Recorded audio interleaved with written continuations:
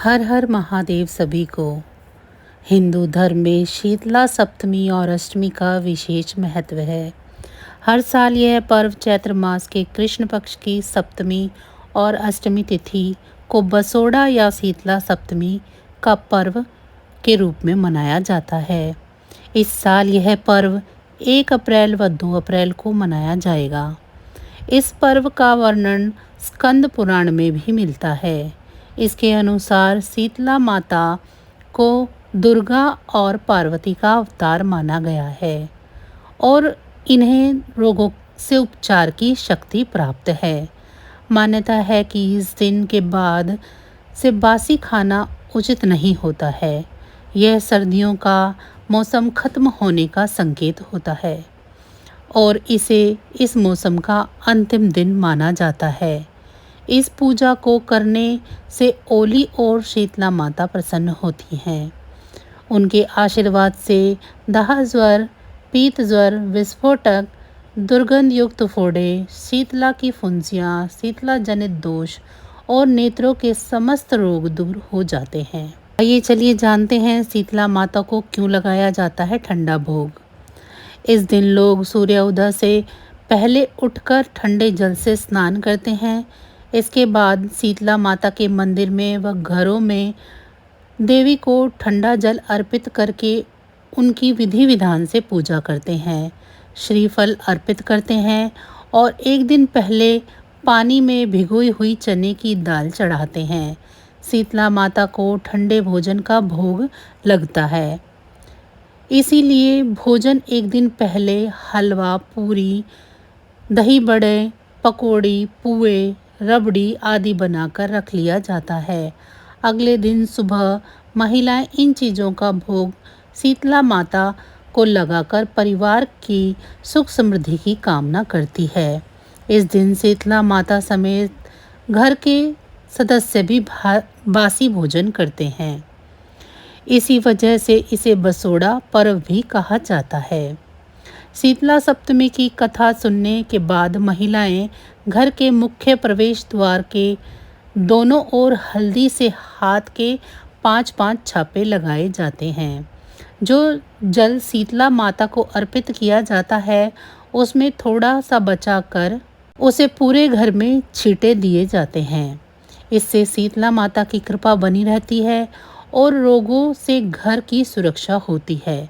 शीतला सप्तमी और अष्टमी के दिन घर में चूल्हा नहीं जलाया जाता है।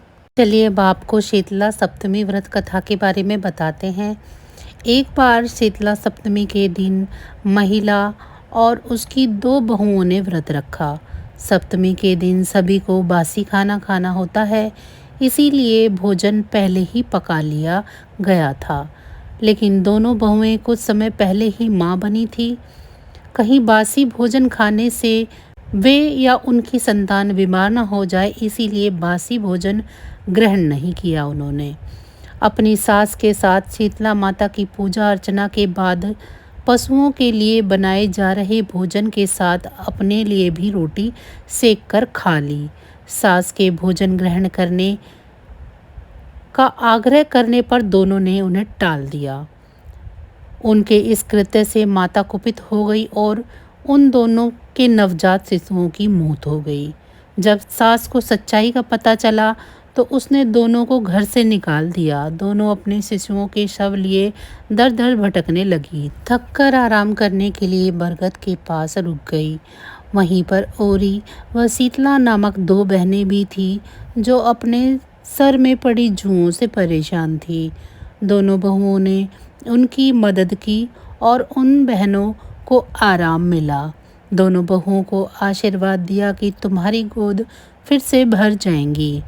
तब बहुओं ने उन दोनों बहनों को बताया कि हमारी तो हरी भरी गोद ही लुट गई है। इस पर शीतला ने उन्हें लताड़ लगाते हुए कहा कि पाप कर्म का दंड तो भुगतना ही पड़ेगा। बहुओं को एहसास हुआ कि वे कन्याएं साक्षात माता हैं, तो उनके चरणों में गिर गई और क्षमा याचना की। माता ने भी उनके पश्चाताप के बाद तुरंत उन्हें माफ़ कर दिया और उनके मृत बालक जीवित हो गए। तब दोनों खुशी खुशी अपने धाम लौट आईं। इस चमत्कार को देखकर सब हैरान रह गए। धीरे धीरे समय के साथ शीतला माता की व्रत कथा सभी लोगों तक पहुंची और लोगों ने माता का आशीर्वाद प्राप्त किया। चलिए अब आपको शीतला माता की पोशाक का महत्व बताते हैं। जैसा कि तस्वीर में देखा जा सकता है, शीतला देवी हाथ में झाड़ू लिए हुए हैं और नीम के पत्तों की माला पहनती हैं। यह स्वच्छता के महत्व और साफ सुथरे परिवेश को बनाए रखने का प्रतिनिधित्व करता है। नीम की औषधीय विशेषता, जो कि एक प्राकृतिक उत्पाद है। प्राचीन समय में जब एंटीबायोटिक्स की खोज नहीं हुई थी, यह माना जाता है कि यह कीटाणुओं और संक्रमणों को खत्म करके शरीर को डिटॉक्स करता है। उनके पास एक कलश भी है। यह स्वास्थ्य के लिए स्वच्छ जल के महत्व को इंगित करता है। माता शीतला का आशीर्वाद आप और आपके परिवार को पूरे वर्ष मिलता रहे। इसी के साथ आज की जानकारी इतनी ही थी। फिर मिलेंगे हम आपको ऐसी ही किसी अन्य जानकारी के साथ। तब तक अगर आपको मेरी ये जानकारियाँ अच्छी लग रही हैं तो वीडियो को लाइक करें। चैनल को सब्सक्राइब नहीं किया है तो चैनल को सब्सक्राइब कर लें और कमेंट बॉक्स में जय माँ शीतला ज़रूर लिखें। और इसी के साथ अब मुझे दीजिए इजाज़त। आप सभी का बहुत बहुत धन्यवाद।